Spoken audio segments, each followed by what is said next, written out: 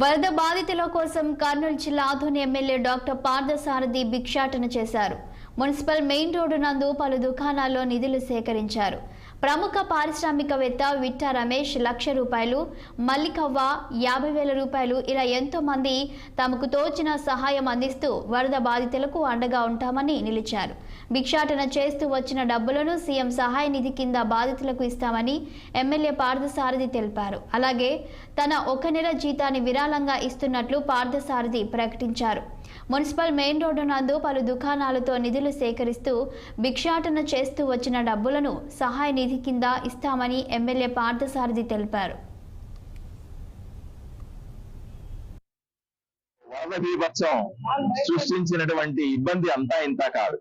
సుమారుగా 5 లక్షల మంది తెలుగు వాళ్ళు నిరాశ్రయులై ఇళ్లు వదిలిపెట్టి ప్రభుత్వం ఏర్పాటు చేసినటువంటి నివాసాల్లో ఈ రోజు శిబిరాల్లో ఉంటా ఉన్నారు.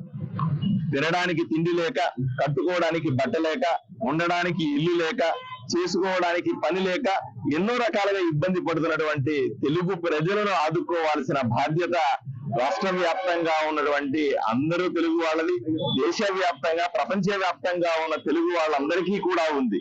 ఇది విషయాన్ని దృష్టిలో పెట్టుకొని మా నాయకుడు చంద్రబాబు నాయుడు గారి ఆదేశాల మేరకు ప్రజల వైపు నుంచి, ప్రజల దగ్గర నుంచి ఆర్థిక సాయం కానీ, వస్తు రూపేణ సాయం కానీ తీసుకొని సీఎం రిలీఫ్ ఫండ్ కి ఇవ్వడం అనేది ఆనవాయితీగా జరుగుతున్నటువంటి కార్యక్రమం. అందులో భాగంగా సహృదయులైనటువంటి ఆదోని ప్రజల దగ్గరికి నేను జోరబెట్టుకొని వచ్చాను.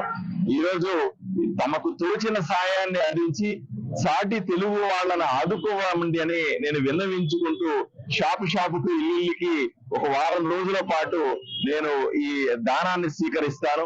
దీన్ని తప్పకుండా సీఎం రిలీఫ్ ఫండ్ కు లేదా ముఖ్యమంత్రి చెప్పినటువంటి ఏ కార్యక్రమానికైనా సరే వినియోగించి అక్కడ తెలుగు వాళ్ళని కాపాడుకుంటాం. అంతేకాకుండా ఆదోని వైపు నుంచి సుమారుగా 150 మంది మున్సిపల్ సిబ్బంది అక్కడికి పోయి ఉన్నారు, ఇంజనీర్లు అక్కడ పోయి ఉన్నారు, పోలీసులు అక్కడికి పోయి ఉన్నారు. వీళ్ళు బ్రహ్మాండంగా అక్కడ సేవ చేస్తా ఉన్నారు. వాళ్ళకందరికీ ధన్యవాదాలు చెప్పే కార్యక్రమాన్ని కూడా చేపడతాం. ఈ రోజు ఆదోని ప్రజల గౌరవాన్ని పెంచే విధంగా ఆదోని నుంచి వెళ్ళినటువంటి సిబ్బంది అంతా కూడా సేవా కార్యక్రమాల్లో నిమగ్నమై ఉన్నారు. వాళ్ళకందరికీ కూడా ప్రత్యేకంగా ధన్యవాదాలు తెలుపు